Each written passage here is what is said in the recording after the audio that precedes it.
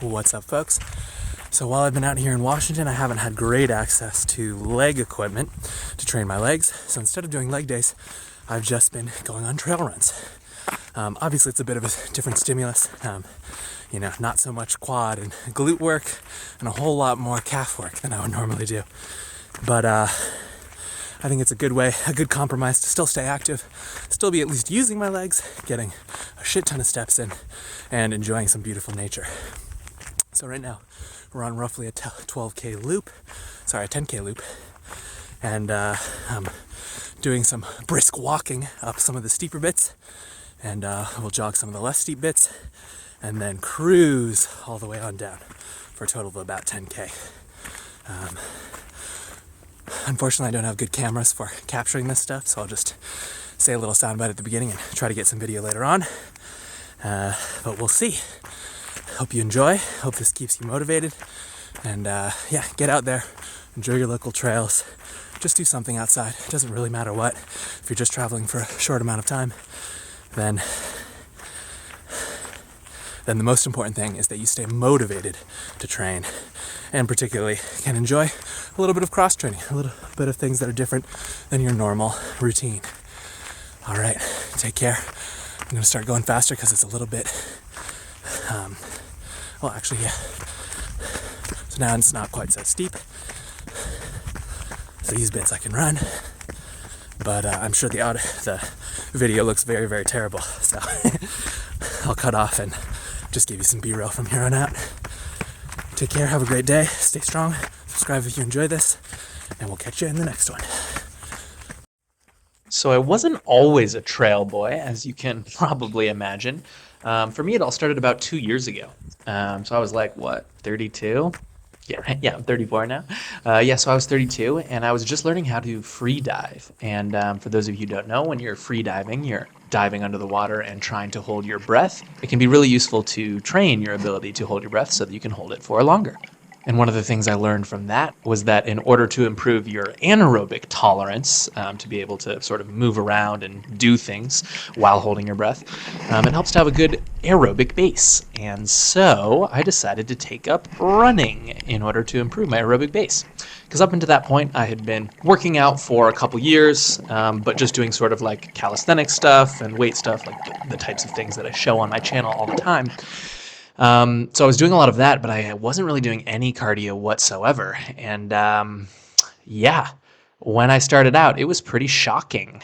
I started doing zone 2 runs. And so I was trying to find my zone 2 pace, which was basically a heart rate of a little bit below 150 beats per minute. And when I started out, I was basically doing like 10-minute jogs, but they were basically like run walks, because after 2 or 3 minutes of jogging at basically any speed, my heart rate would go above 150 and I would have to reduce it to a walk. So it was pretty brutal at first. But like many things, and in fact, probably like everything of value on Earth, the more time you put into it, the more you get out of it. And over time, once you stick with a habit, it becomes worthwhile.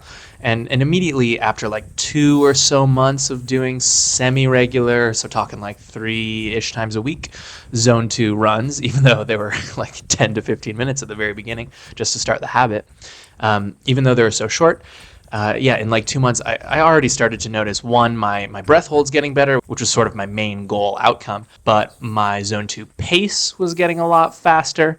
It's still really shit. I'm still not very fit and not very fast at all. But it improved a lot. And also just my enjoyment of running improved greatly. So one thing I often try to do while I'm running is to nose breathe. And people often use this as a method to like moderate their intensity, but I don't think that's actually effective. If you actually nose breathe a lot, you'll be able to do it at very high heart rates. So on this climb, I'm sustaining a heart rate of 181 right now as I'm talking to you. And when I'm not talking to you, I'm just nose breathing the whole time. So I think it's more efficient for the breath, it feels good, and it's like training to breathe more effectively through my nasal passages so that I don't snore at night, because I used to be a big snorer. Anywho, just a little tidbit for you. So we finally got to the top. Now we can open up the legs a little bit while we watch this sick-ass view. Beautiful, beautiful lake. I also used to fall into the meme that like if you do high rep sets of working out, that would somehow substitute for actual cardio work. And I just don't think it's true. I mean, it probably does give you some stimulus, like certainly more than literally nothing. But the stimulus that you get from running for an hour with a very high heart rate versus working out for an hour where your heart rate is intermittently for like 10-second periods kind of high is just not the same. You're not taxing your oxygen system in the same way. You're not taxing your mitochondria at all in the same way. It's just quite different, right? Former is much better for building muscle quickly and efficiently, but the latter is much better for allowing you to endure large amounts of activity that aren't that hard for a very long amount of time.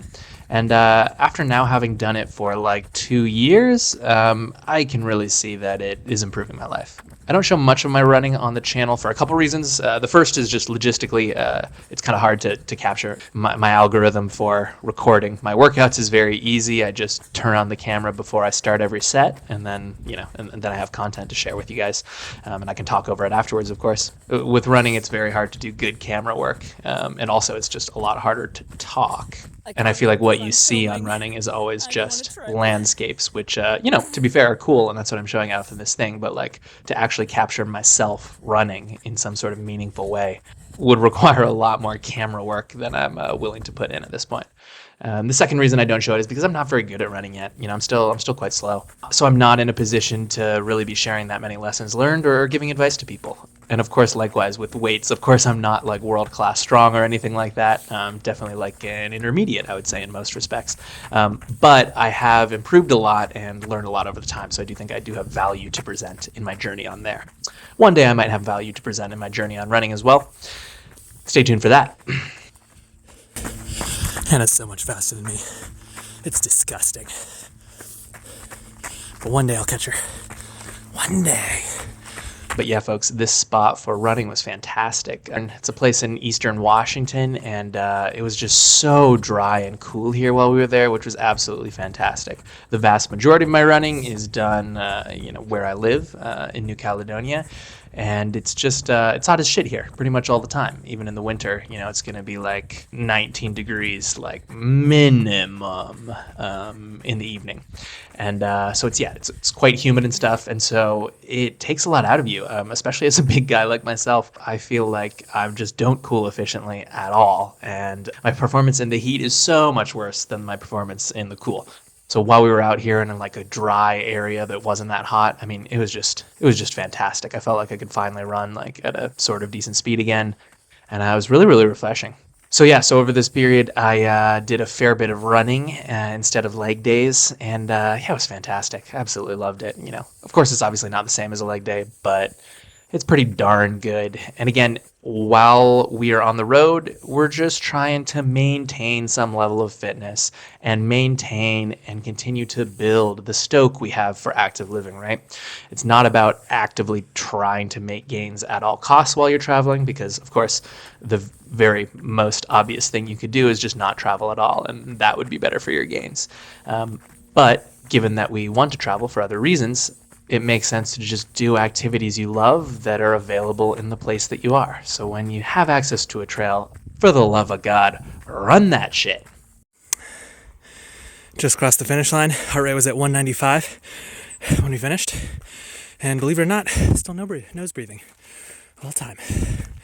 I'm not saying you have to do this, but I find it prevents me from hyperventilating, getting side stitches, and just actually running too hard.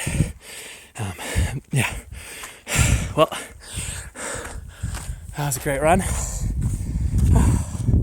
Need to cool down, stretch, and then go get some iced coffee. See you guys in the next one.